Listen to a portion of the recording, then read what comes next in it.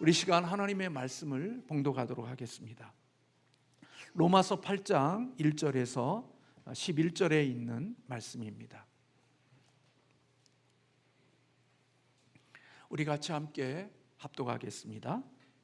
로마서 8장 1절에서 11절입니다.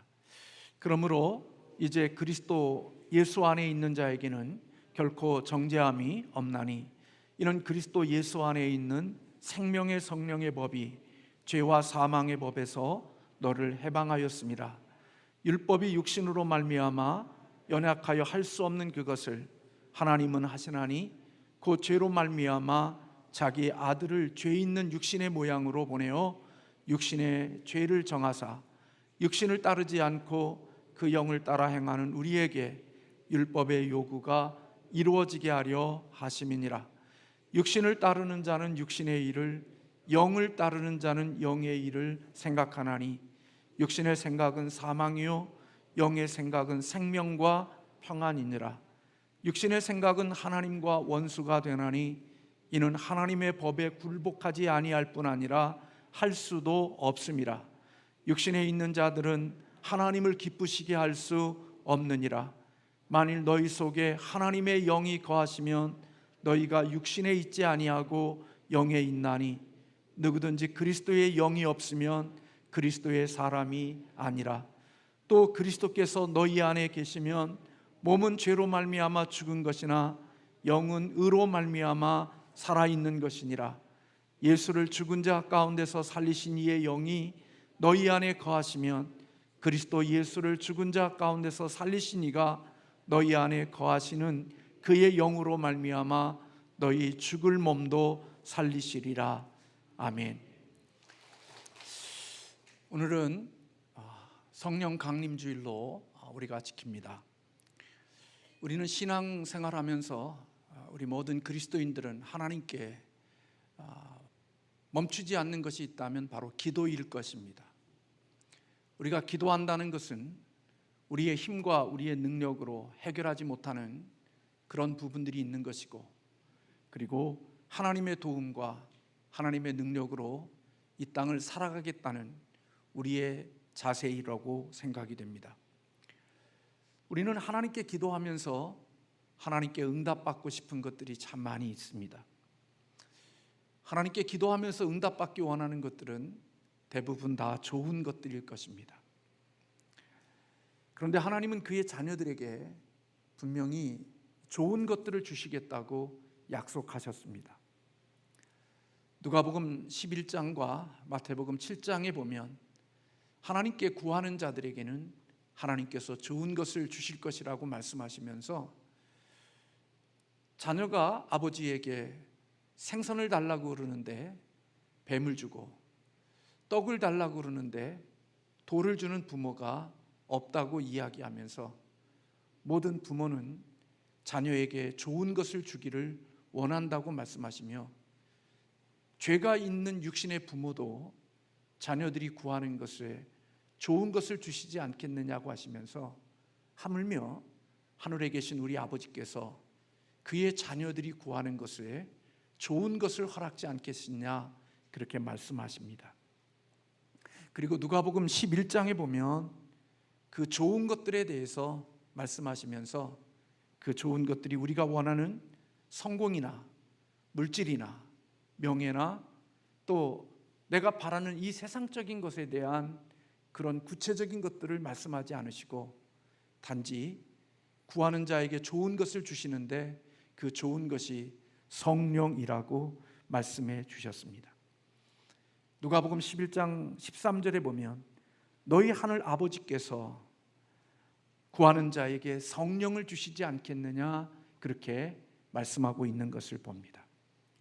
하나님이 우리에게 주시는 최고의 선물이, 그리고 하나님이 우리에게 주시는 가장 좋은 것이 성령이라고 말씀해 주셨습니다.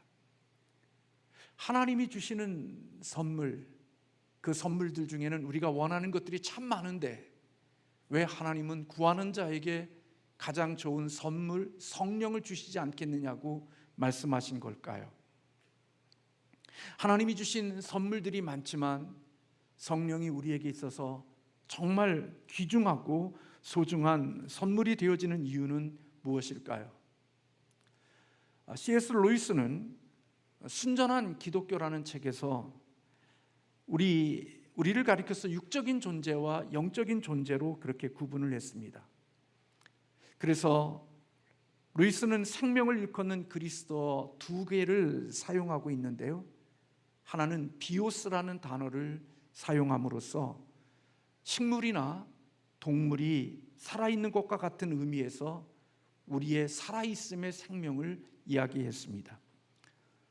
또 하나는 조회라는 단어를 사용함으로써 하나님이 의도하신 목적이 있고 그리고 의미 있는 삶을 살아가는 그런 생명이 있다고 구분을 했습니다. 그리고 그는 이어서 인간이 이 땅에 태어날 때 우리 인간이 가지고 있는 생명은 바로 조회라고 하는 영적인 생명은 우리에게 없고 단지 소진되고 죽을 생물학적인 육체의 생명을 가지는 비오스의 생명만을 가지고 이 땅에 태어난다, 그렇게 보았습니다. 다시 말하면 우리가 이 땅에 올 때 태어나는 사람들 중에는 어느 누구도 하나님의 목적과 하나님의 의도하시는 그 목적을 따라 살아가고자 하는 생명을 가진 사람은 아무도 없다는 겁니다.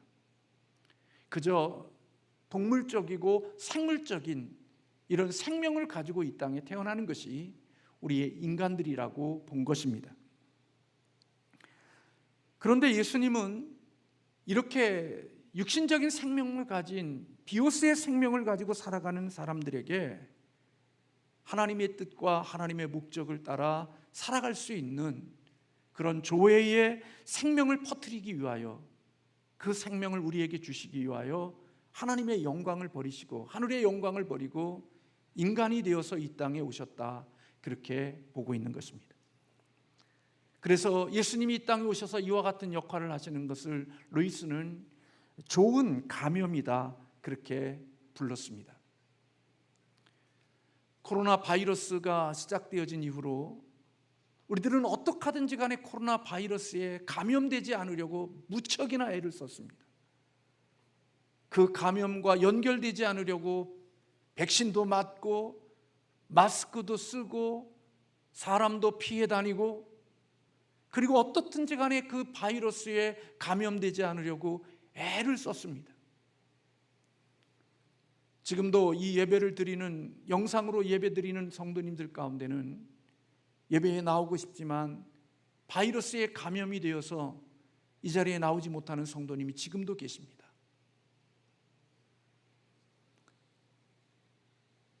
바이러스에 감염되어지면 그것은 참 우리를 불행하게 하죠. 우리를 고통스럽게 하고 우리를 힘들게 하고 심지어는 우리의 귀중한 생명까지도 빼앗게 하는 것이 바로 코로나 바이러스에 감염된 자에게 오는 결과입니다. 그래서 여러분, 우리는 여기에 감염되지 않으려고 무척이나 애를 씁니다. 그런데 예수님은 우리에게 이런 감염이 아닌 육신의 생명을 가진 이 본능적이고 동물적인 이런 삶을 살아가는 우리들이 하나님의 생명과 그리고 하나님의 뜻과 하나님의 말씀 앞에 복종하며 살 수 있는 생명을 주시기 위하여 예수님께서 이 땅에 오셨다는 것입니다. 그래서 예수님께 감염되어지고 예수님께 연결되어지면 그들은 하늘의 생명을 얻는 것이고 하나님이 주시는 너무나도 귀중한 축복을 얻는 자들이 되어지는 것입니다. 마귀에게 접속되고 사단에게 연결되어지고 사단에게 감염되어지면 그 인생이 급속도로 어둠 속에 들어가게 되어지지만 예수님의 이 생명에 접속되어지면 놀랍게도 살아나는 일이 있게 되어지고 달라지는 역사가 있게 되어지는 거죠. 그런데 이 예수님의 생명에 접촉되고 이 예수님의 생명에 감염될 수 있도록 이 모든 일들을 해주시는 분이 누구냐? 바로 성령님이 그 일을 해주신다는 거예요. 이 땅에 여전히 하나님의 사랑의 역사가 있고 예수님의 구속의 사역이 있지만 그것이 개인에게 적용되어지는 것은 바로 성령님의 역사와 성령의 일하심이 있는 사람에게만 예수님에게 접촉되어질 수 있고 예수님의 생명에 감염되어질 수 있게 되어진다는 것입니다. 성부 하나님의 선택과 성자 하나님의 구속에 우리를 구원해 주시기 위하여 모든 일들을 성부 하나님, 성자 하나님이 그 모든 일을 준비하시고 완성시켜 놓았다 할지라도 그 성부 하나님과 성자 예수님이 이루신 그 일들이 구체적으로 내게 적용되어지게 하시는 것은 바로 성령님의 일하심이 있어야 그것이 우리에게 적용이 되어질 수 있다는 것입니다. 그러므로 성령님의 일하심이 없다면 우리들 가운데는 어느 누구도 하나님의 하신 일과 예수님의 하신 일에 접속될 수가 없고 거기에 감염되어질 수가 없는 것입니다. 오늘 이 땅에 수많은 사람들이 살고 있고 오늘 또 이 자리에 하나님을 예배하기 위하여 왔지만 성령에 감염되어지고 성령의 역사하심 속에서 성령으로 인하여 예수 그리스도와 하나님과 접속되어진 사람은 오늘 또 이 예배하는 이 자리가 어떤 의미가 있는지, 그리고 이 예배하는 이 시간이 우리에게 어떤 의미 있는 시간인지를 알지만 성령님으로 인하여 자기 안에 역사가 일어나지 아니했고 성령님으로 인하여 하나님께 연결되어지지 않는 사람은 오늘 예배하는 이 시간에 의미가 그냥 그저 종교적인 행위의 한 부분일 수밖에 없는 거죠. 성령님은 생명을 주시는 영이십니다.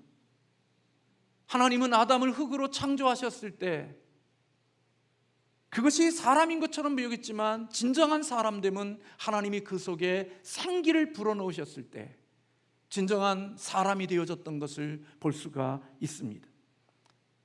인간의 생명이라는 것은 단지 육체적인 이러한 흙덩어리에 불과한 것이 우리의 생명이 아니라 그 속에 하나님의 영이 들어가 있을 때 그것이 진짜 우리의 생명이라고 볼 수 있는 것입니다. 그래서 여러분들이 저나 여러분이나 잘 아는 대로 우리에게서 영이 떠나면 영이 우리의 육체와 분리되어지는 것, 그것을 가리켜 우리는 죽음이라고 말합니다. 에스겔 골짜기에 많은 뼈들이 하나님의 놀라운 은혜 가운데 속에 살아나는 역사가 있었죠. 그 뼈들이 붙고 거기에 살이 붙었지만 그러나 그가 움직일 수 있고 군사가 되어줄 수 있는 것은 하나님의 영의 생기가 불어갈 때 그 마른 뼈들과 그것들이 다시 살아나는 놀라운 축복이 있었던 것처럼 우리의 진정한 생명은 단지 동물적이고 생물적인 이 비오스의 생명을 가지고 살아가는 것이 진정한 우리의 생명이 아니라 참된 생명은 하나님의 목적하시고 하나님의 의도하신 대로 살아갈 수 있는 생명을 가지는 것이 진짜 생명이라고 말씀하고 있는 것이고, 그 진짜의 생명을 주실 수 있는 그 생명을 우리에게 접속할 수 있고 적용시키는 분이 바로 성령 하나님이라고 말씀하고 있는 것입니다. 그래서 예수님은 니고데모에게 찾아와서 귀한 것들에 대한 질문을 했을 때 예수님은 물과 성령으로 거듭나지 아니하면 네가 하나님 나라를 볼 수도 없고 하나님 나라에 들어갈 수 없다고 말씀하시면서 하나님의 영의 역사가 있어야 네가 하나님의 뜻을 이룰 수 있는 귀한 자가 되어진다고 말씀하고 있습니다. 그래서 여러분, 우리가 이렇게 함께 예배하고 있지만 그리스도의 성령에 의하지 않고는 어느 누구도 그리스도인이 될 수가 없다는 겁니다. 성령은 거듭나게 하는 영이고 성령은 하나님이 우리에게 주시는 구원의 그 놀라운 은혜가 우리에게 적용되어지게 하는 영이라는 것입니다. 그래서 우리는 성령으로 예수 그리스도와 함께 연합되어질 수 있고, 그리고 그 성령의 능력으로 인하여 연합되어진 이후에는 성령님이 내 안에 거하시는 예수 그리스도와 함께 신비로운 연합이 이루어지는 하나님의 축복을 입게 되어지는 것입니다.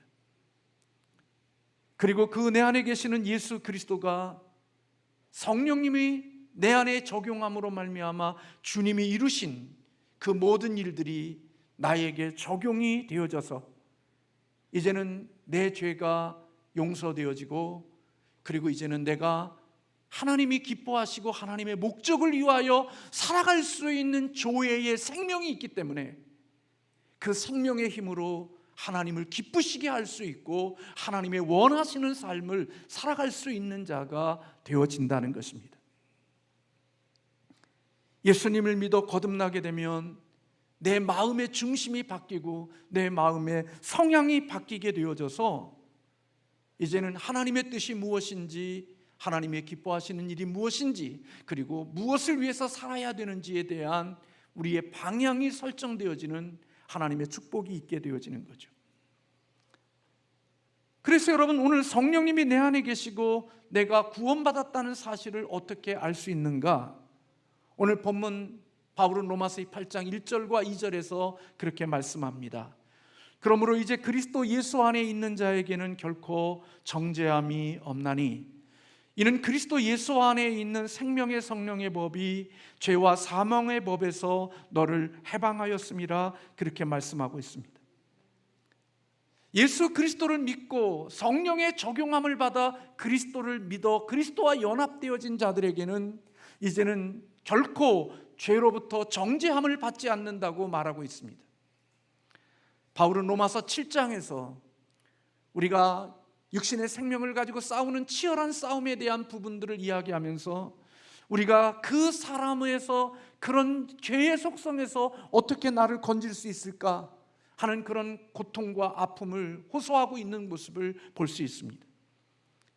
그런데 이제 예수 그리스도를 믿고 성령의 능력으로 그리스도와 연합되어진 자들은 이제는 그들이 결코 정죄함을 받지 않는다고 말하고 있습니다. 왜냐하면 이제는 율법의 정죄에서 벗어나 그곳에서 자유함을 얻은 구원받은 자가 되었기 때문에 그렇습니다. 본문이 말하는 죄와 사망의 법이라는 것은 율법을 가리키는 것입니다. 율법은 여러분이 잘 아는 대로 율법은 선하고 좋은 것입니다. 하나님의 법이 악한 것이 있습니까? 하나님의 법은 선하고 다 좋은 것입니다. 그런데 여러분, 문제는 뭐냐면 하나님의 율법은 선하고 좋은데 그 율법이 선하고 좋은 것을 우리에게 가르치지만 선하고 좋은 그 율법을 지킬 수 있는 능력이 우리에게 없다는 것입니다. 율법은 옳은 방향과 선한 방향을 가르쳐주는 일들을 하지만 정작 그 율법은 선하고 좋은 방법을 따라 살 수 있는 능력을 우리에게 주지 않는다는 것입니다. 율법은 죄가 뭔지, 하나님이 기뻐하시는 게 뭔지, 그리고 우리가 살아가야 되는 것이 무엇인지를 방향을 가르쳐주고 우리에게 어떻게 살아야 된다는 것을 가르쳐주지만 그렇게 살 수 있는 힘과 능력은 율법이 줄 수가 없다는 것입니다. 그래서 율법 앞에 쓰게 되었지만 이렇게 살아야 되는데, 이렇게 살아야 된다고 하나님이 말씀하셨기에 이렇게 사는 것이 옳은 것이라는 사실을 알지만 그 옳은 방법대로 살 수 있는 힘은 우리에게 없기 때문에 율법 앞에 쓰게 되어지면 우리는 다 내가 죄인이고 내가 소망이 없는 자이고 내가 하나님의 사망에 들어갈 수밖에 없는 존재라는 사실을 끊임없이 깨닫는 일들을 하게 할 뿐이라는 거예요. 그래서 성경을 많이 읽고 성경을 지식으로 아는 사람들은 성경이 이렇게 좋은 말씀들을 많이 가르치고 있다고 중요한 책이라고 이야기하지만 실질적으로 그 중요한 하나님의 말씀의 성경의 율법의 내용은 우리로 하여금 그 말씀대로 살아갈 수 있도록 힘이나 능력을 율법이 우리에게 주지 못한다는 거예요. 그래서 하나님의 율법을 알면 알수록, 하나님의 율법을 내가 알고 있는 지식이 많으면 많을수록 나는 좌절하고 절망하는 거예요. 나 이렇게 살아야 되는데 나 이렇게 못 사니까, 이것이 하나님이 기뻐하는 거라고 하는데 내가 그렇게 살지 못하는 나의 모습을 보면서 오라 나는 곤고한 자로다, 나는 이 법대로 살 수 없는 나의 모습을 보면서 처절하게 나는 망하는 자가 되고 나는 하나님의 사망의 자리에 들어가는 자가 되어질 수밖에 없다는 것입니다. 하나님의 율법이 이렇게 살아, 하나님의 율법이 이렇게 해야 돼, 하나님의 율법이 이렇게 해야 하나님이 기뻐하셔, 우리에게 아무리 많은 방향을 가르쳐 준다 할지라도 그렇게 살라고 이야기한다고 해서 그렇게 살 수 있는 사람은 이 세상에 없다는 거예요. 그래서 우리는 하나님의 법 앞에 서게 되어지면 우리는 사망밖에 없는 거예요. 지옥으로 들어갈 수밖에 없는 존재들인 거예요. 왜? 하나님의 말씀을 지킬 수가 없고 하나님의 말씀대로 순종할 수가 없는 우리들이기 때문에 하나님의 말씀 앞에 서고 하나님의 말씀을 들으면 들을수록 우리는 더욱더 사망에 빠져들어가는 자가 되어질 수밖에 없다는 거예요. 오늘 또 이 시간 성경을 통하여 우리에게 아무리 많은 말씀을 가르쳐줘도 우리에게 문제는 그렇게 살라고 이야기하지만 그렇게 살 수 있는 능력이 우리에게 없는 게 문제라는 거예요. 그래서 사람들은 율법을 제거해버리는 거예요. 나를 불편하게 하고 나를 힘들게 하고 나를 자꾸 아프게 하니까 하나님의 율법을, 하나님의 선하고 좋은 의도의 말씀을 하나씩 하나씩 제거해버리는 거예요. 왜요? 그 율법이 나를 힘들게 하니까, 나를 불편하게 하니까 그 하나님의 율법을 하나하나씩 없애버림으로 말미암아 마치 꿩이 머리를 쳐박고 아무 문제가 없는 것처럼, 위로를 받으려고 하는 것처럼 하나님의 율법에서 하나씩 하나씩 나를 숨기려는 모습을 가지고 살아가는 자가 되지만 결코 하나님의 율법에 결코 없어지지 아니하고 우리를 심판하는 일들을 한다는 거예요. 오늘 제가 저나 여러분에게 하나님의 말씀이 이렇게 똑바로 살아, 이렇게 바르게 살아, 이 길로 걸어가야 돼 아무리 이야기해줘도 그것은 마치 시각장애인에게 똑바로 봐 그렇게 말하는 것과 다르지 않다는 거예요. 앞을 보지 못하는 사람에게 똑바로 보라고 아무리 이야기하고 아무리 연설로 하고 아무리 강조해도 앞을 보지 못하는 시각장애를 가진 사람은 똑바로 볼 수가 없는 거예요. 여러분들이 옆으로 걷는 개에게 야, 그렇게 옆으로 걷지 말고 똑바로 걸어 엄마, 아무리 이야기해 보세요. 개가 그것을 아무리 알아도 그 생명으로는 결코 똑바로 걸을 수 없고 그는 옆으로 걸을 수밖에 없는 생명인 것처럼 우리가 하나님의 율법을 아무리 많이 듣고 아무리 알아도 그 율법에 순종하며 살 수 있는 것은 없다는 거예요. 그래서 우리는 율법 앞에 서면 우리는 사망이 되어진 자들이에요. 그래서 이젠 우리의 힘과 우리의 능력으로 하나님의 말씀 앞에 반응할 수 없는 자들이기 때문에 이 율법을 완성시키기 위하여, 이 율법에 순종하기 위하여 이 땅에 오신 분이 누구냐? 바로 예수 그리스도가 이 율법에 순종하기 위하여 이 땅에 오셔서 우리의 힘으로는 감당할 수 없는 하나님의 법을 순종함으로 지켰다는 거예요. 예수 그리스도께서 하나님의 율법을 완성하셨기에 그분이 동정녀로 오셨고 죄 없는 삶을 사심으로 십자가에서 하나님이 원하시는 그 법을, 율법을 우리 주님이 다 완성하셔서 하나님의 율법을 이루셨다는 거예요. 그래서 그 율법을 완성하신 예수 그리스도, 그분만이 하나님의 율법에 순종할 수 있고 그 율법에 반응할 수 있고 하나님의 목적을 따라 살아갈 수 있는 생명이 바로 예수 그리스도의 생명밖에 없는 거예요.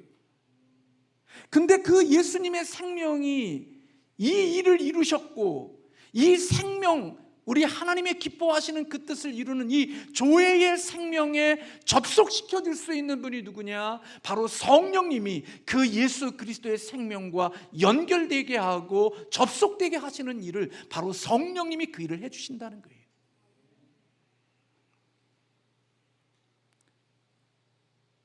여러분, 율법을 지키며 순종하며 살아가는 것은 우리 스스로의 힘으로나 우리의 스스로의 능력으로는 그렇게 할 수가 없어요. 이 땅에 의인은 없나니 하나도 없다고 말씀하신 것처럼 이 땅에 인간으로 오는 원래의 생명은 하나님의 뜻 앞에 복종하고 하나님을 기쁘시게 할 수 있는 생명이 아니에요.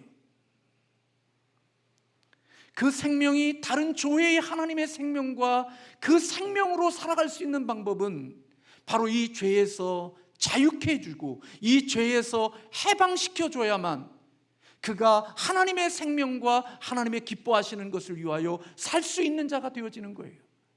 근데 여러분, 우리는 우리 스스로 이 죄와 사망의 법에서 우리를 자유케 해줄 수가 없어요. 그것은 마치 우리가 감옥에 갇힌 죄수와 같아요. 우리의 힘으로 아무리 그 철장을 뚫고 철장을 부러뜨리고 그것을 나가고 싶어도 우리는 그것을 부러뜨리거나 그것을 해체하고 나갈 수 있는 힘이 우리 안에는 없는 거예요. 그래서 우리를 자유케 하는 것은 외부의 힘이 와야 되는 거예요. 누군가가 와서 우리를 가두고 있는 그 창문을 열어줘야 되고 그것을 열어주어서 우리에게 자유를 주어야 우리는 진정한 자유를 얻을 수 있는 거예요. 근데 그 자유를 얻게 해주시는 분이 누구냐? 바로 성령님이 바로 그 예수 그리스도와 연결되어 그 생명으로 살 수 있는, 연결시키고 적용시키는 일을 바로 성령님께서 그 일을 하신다고 말씀하고 있는 거예요. 그래서 저와 여러분은 육신의 힘으로는요 하나님의 율법의 요구를 이룰 수가 없어요. 목사 아들이라고 할지라도요, 내가 교회 생활 아무리 오래 했어도요 육신의 힘으로는 하나님의 생명에 순종할 수가 없어요. 복종할 수가 없어요. 그분 앞에 반응할 수가 없는 거예요. 죽었기 때문에. 근데 여러분, 성령님이 예수님의 생명과 연결시켜 주시면 그 연결되어진 그 생명은 예수님의 생명이 내 생명 속에 들어와 있기 때문에 그 땅부터는 하나님의 말씀 앞에 반응할 수 있고 그분 앞에 반응하며 살 수 있는 생명이 되어지는 거예요. 그래서 우리는 그것을 가리켜서 거듭남이다, 중생이라 그렇게 말하는 거예요. 바울은 이 세상을 살아가는 사람들의 방식을 두 가지로 이야기해요. 하나는 육신을 따르는 육체의 삶, 또 하나는 영을 따르는 믿음의 삶이라고 이야기해요. 오늘 8장 5절의 말씀에 보면 그렇게 말씀하고 있죠. 육신을 따르는 자는 육신의 일을, 영을 따르는 자는 영의 일을 생각하나니. 이 땅에는 많은 사람들이 있지만 살아가는 삶의 방식이 육체와 영혼을 분리하는 이런 것이 아니라 삶의 방식이 있다는 거예요. 그 방식이, 어떤 사람은 비오스의 육체의 동물적인 생명으로 반응하며 살아가는 육체적인 삶을 살아가는 사람이 있고, 어떤 사람은 하나님의 뜻을 이루며 하나님의 영광에 반응하며 살 수 있는 조예의 생명을 가지고 살아가는 사람이 있다고 이야기하는 거예요. 하나님과 연결되어 살아가는 생명, 하나님과 연결되지 않고 하나님과 차단되어 살아가는 생명, 이 두 종류의 사람이 이 땅에 있다고 이야기하고 있는 거예요. 그래서 육신을 쫓는 자는, 하나님과 연결되지 않는 사람들의 생각은 늘 육신의 생각만 하는 거예요.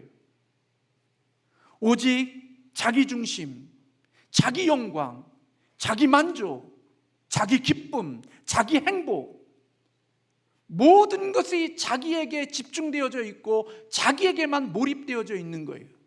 결혼하는 것도 자기 만족, 자녀를 양육하는 것도 자기 기쁨, 교회를 섬기는 것도 내 영광을 위하여 섬기는 것이지 다른 것에 연결되어진 적이 없는 거예요. 그러나 예수 그리스도와 하나님의 생명 속에 연결되어진 생명은 자기의 인생 가운데 자기의 목적과 자기의 기쁨과 자기의 영광의 육체적인 본성에 있는 욕구도 있지만 그 속에는 예수님의 생명과 하나님의 생명이 그 속에 있기 때문에 하나님의 뜻도 생각하고 하나님의 영광도 생각하고 하나님이 원하시는 게 뭘까를 고민하기도 하고, 이런 것들은 바로 내 안에 예수 그리스도의 생명이 들어와 있기 때문에 이러한 생각과 이런 마음들이 있게 되어진다라고 성경은 말씀하고 있는 거예요. 그래서 여러분, 육적으로는 살아있어도 영적으로 죽은 사람들은 하나님 앞에서 반응할 게 아무것도 없어요. 아무리 많이 배우고 아무리 많이 성경적인 지식이 있다 할지라도 하나님의 말씀 앞에 반응 못해요. 그거는 인간의 힘으로 반응하는 것처럼 보여도 실질적으로는 그 끝은 그렇게 아름다움으로 끝나지 않아요. 인간의 육신이 하시는 그것으로 끝나요. 근데 하나님과 연결되어진 사람은 하나님의 법에 순종할 수 있고, 하나님을 기쁘시게 할 수 있고, 하나님이 원하시는 일을 하되 그것이 자원함과 자발적인 마음으로 기쁘게 그 일을 행할 수 있는 일들이 있게 되어진다는 거예요. 그래서 7절과 8절에 그렇게 말씀하고 있죠.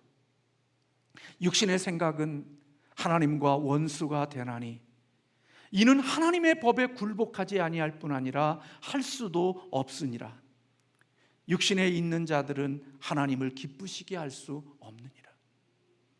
교회 안에 예수를 오랫동안 믿었으면서도 하나님의 기쁨이 되는 일과 하나님이 원하는 것과 정반대의 삶을 살아갈 수 있는 사람들이 왜 그런 줄 아십니까? 예수 그리스도와 연결되지 않고 성령의 능력으로 하나님의 생명과 접속되지 않고 예수의 생명에 감염되지 않은 사람은 교회 안에서 일을 하면서도 여전히 그는 세상에서 자기 영광을 위해서 일하는 것처럼 교회 안에서도 자기 영광을 위해서 일하는 일들이 있게 되어지는 일들이 바로 왜 그러냐? 바로 성령의 능력을 경험하지 못한 사람들은 여전히 교회 안에서도 자기 일과 세상의 일을 할 수 있다는 사실을 성경은 우리에게 가르쳐주고 있는 것입니다. 그래서 여러분, 바울은 갈라디아서 5장에서 육신이 맺는 열매에 대해서 이렇게 이야기하죠. 육체의 일은 음행과 더러운 것과 호색과 우상숭배와 원수 맺는 것과 분쟁과 시기와 분냄과 투기와 당짓는 것과 이단과 술취함과 방탕함, 이것이 육신이 맺는 열매라고 이야기하고 있습니다. 아니, 어떻게 그렇게 목사가 되고 장로가 되고 안수집사가 되고 권사가 되는데 어떻게 신천지에 가고 하나님 교회에 가고 이단으로 갈 수 있는가?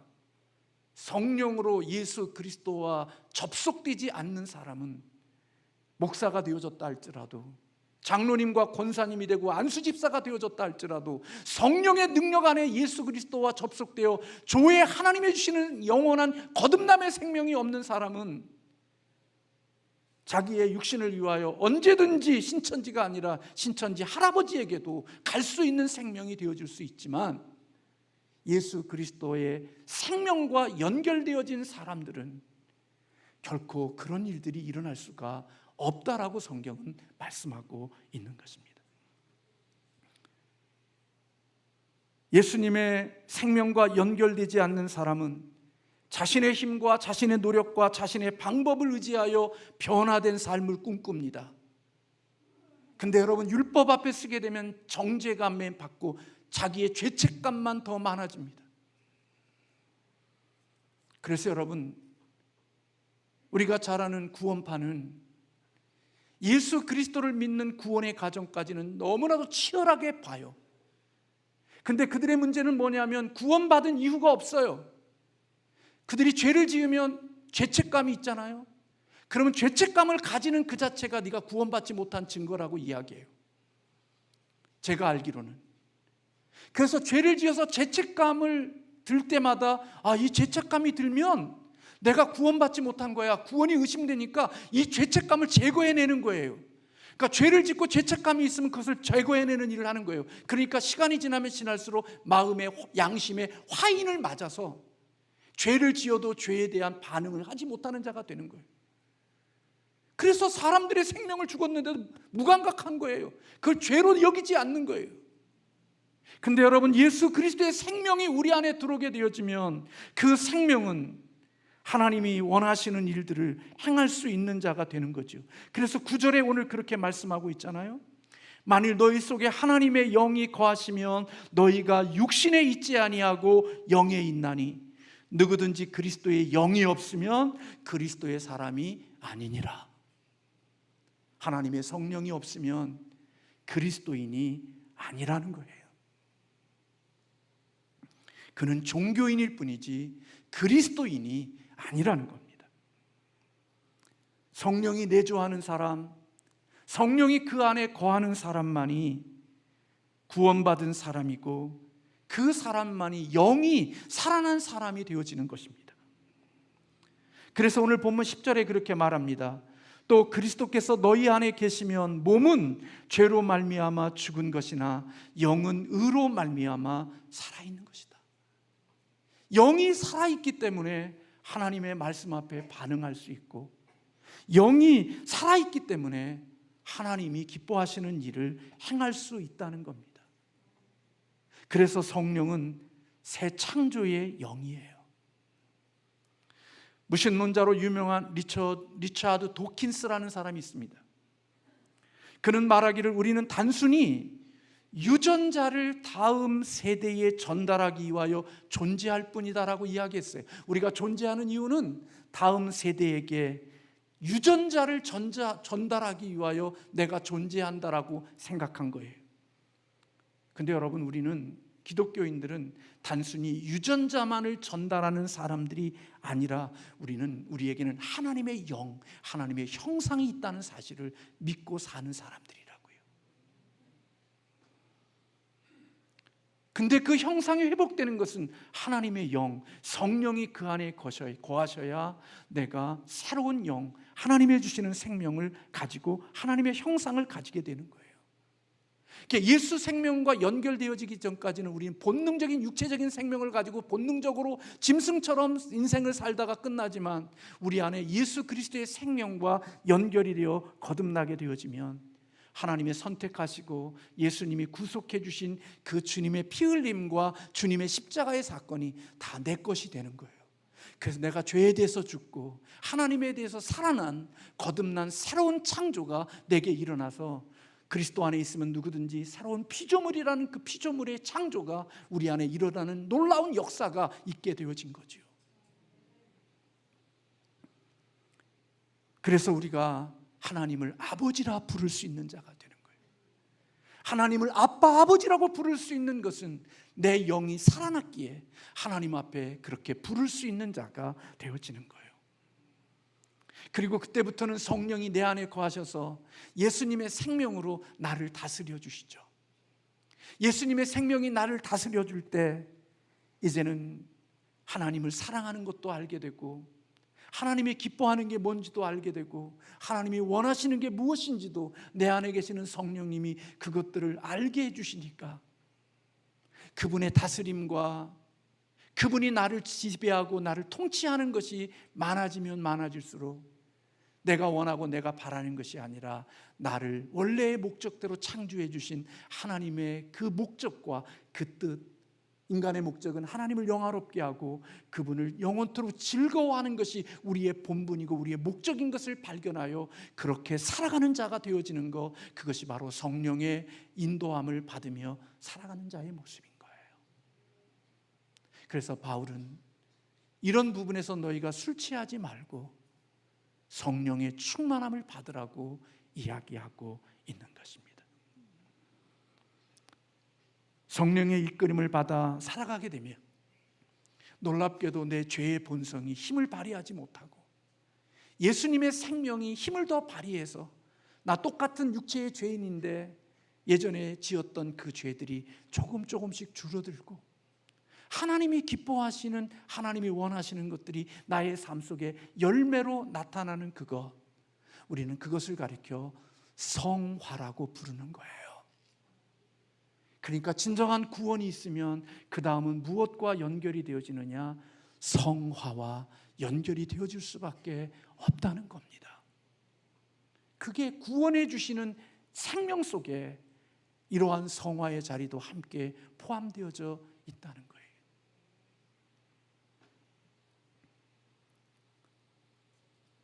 성령 충만해야 죄를 이길 수 있고 환난과 어려움을 이겨나갈 수 있고 하나님이 우리에게 맡겨주신 사명을 감당할 수 있는 자들이 되어진다는 거예요. 그래서 여러분, 나 죄 안 지려고 손가락 잘라보세요. 나 노름하지 않으려고 손가락 잘라보세요. 나 어느 길로 가지 않으려고 여러분들 스스로 한번 해보세요. 오늘 여러분들이 졸음이 올 때 바늘 같은 걸로 막 찔러보세요. 육체가 너무 피곤하면 어쩔 수 없죠. 저도 설교 듣다가 때로는 졸 때가 있거든요. 근데 여러분, 그러면서 말하죠. 좀 깨우라고 그러면 지가 졸게 해놓고 지가 깨우지 왜 나보고 깨우냐고 목사한테 그러잖아요. 당신이 설교하다가 졸게 해놓고서 왜 나보고 깨우냐고. 근데 여러분, 성령이 나를 다스리시면, 하나님의 영이 나를 지배하면 눈이 맑아져요. 육신의 피곤함도 있을 수 있지만 하나님이, 성령이 우리를 다스리시면 하나님이 힘을 주신다고요.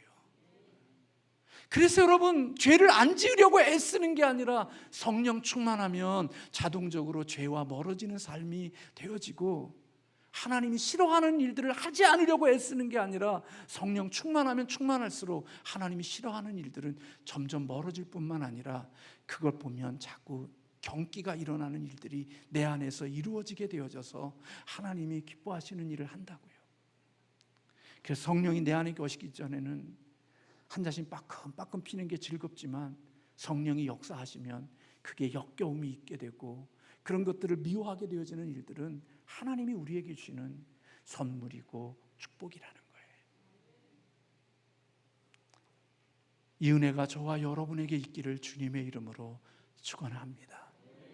성령님의 역사가 저와 여러분에게 있어서 예수 그리스도와 접촉되고 예수 그리스도의 생명에 감염되어서 그 생명이 내 안에 거하고 거듭난 구원받은 생명, 그리고 성령의 다스림 속에 더 많이 살아감으로 하나님의 기쁨과 하나님의 영광을 위하여 살아가는 진정한 그리스도인이 되는 축복이 있기를 주님의 이름으로 소원합니다.